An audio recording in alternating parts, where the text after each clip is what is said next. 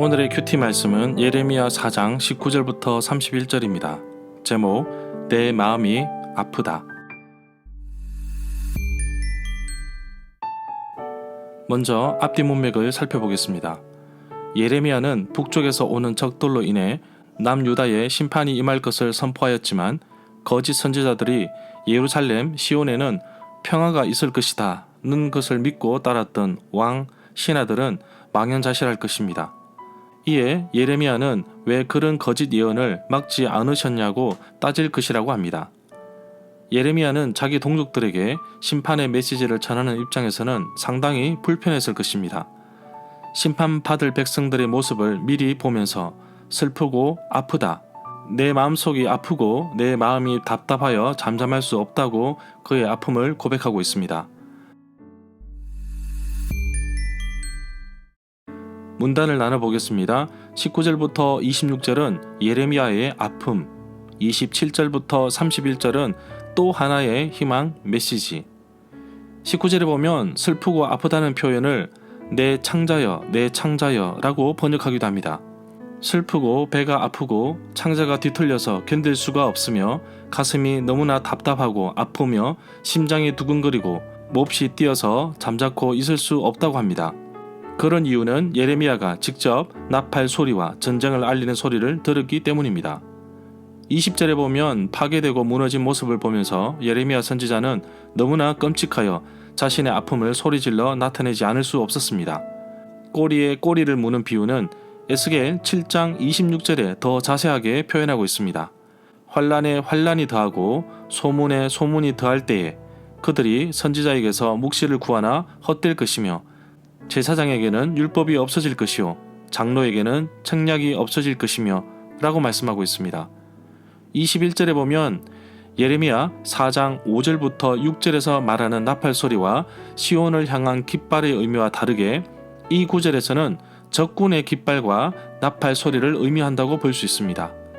22절에 보면 여호와께서 이스라엘, 유다 백성들에게 너희들은 나를 알지 못하는 자식이다 라고 말합니다. 이사야 1장 3절에서 소는 그 임자를 알고 나귀는 그 주인의 구유를 알지만 이스라엘은 알지 못하고 나의 백성은 깨닫지 못한다고 말씀하고 있습니다. 이 구절 22절은 하나님께서 말씀하신 부분인데 예레미야의 질문에 대한 답변이라기보다는 철없는 이스라엘, 유다 백성을 향한 탄식의 말씀으로 보고 있습니다. 23절에 보면 내가 무엇을 본즉 이라는 구절이 여러 번 나옵니다. 23절부터 26절은 환상을 다루는 것으로 보고 있습니다. 다가오는 멸망에 대한 예레미야의 환상을 다루고 있습니다. 결론적으로 예루살렘은 황폐할 것이라는 심판의 메시지를 포함하고 있습니다.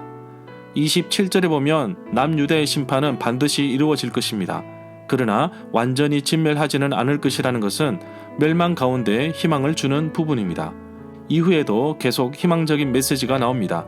예레미야 5장 10절과 5장 18절 그리고 30장 11절에서도 나옵니다. 28절에 보면 여호와께서 이스라엘, 유다에 대한 심판의 결정은 취소할 수 없다고 하십니다.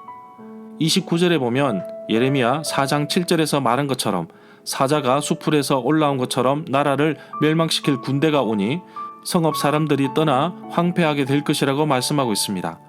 30절에 보면 지금 멸망하는 마당에 예루살렘, 유다는 몸을 꾸미고 화정을 하기보다는 어떻게 하면 살아남을지 생각을 해야 합니다.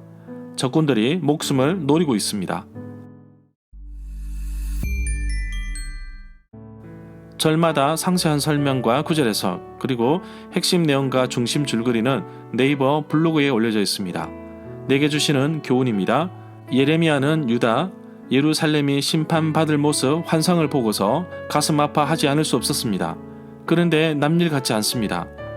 오늘날 한국교회는 코로나 팬데믹 이후 점차 힘을 잃어가고 있습니다. 비공식 통계로 1만여 교회가 문을 닫았다는 말도 있습니다.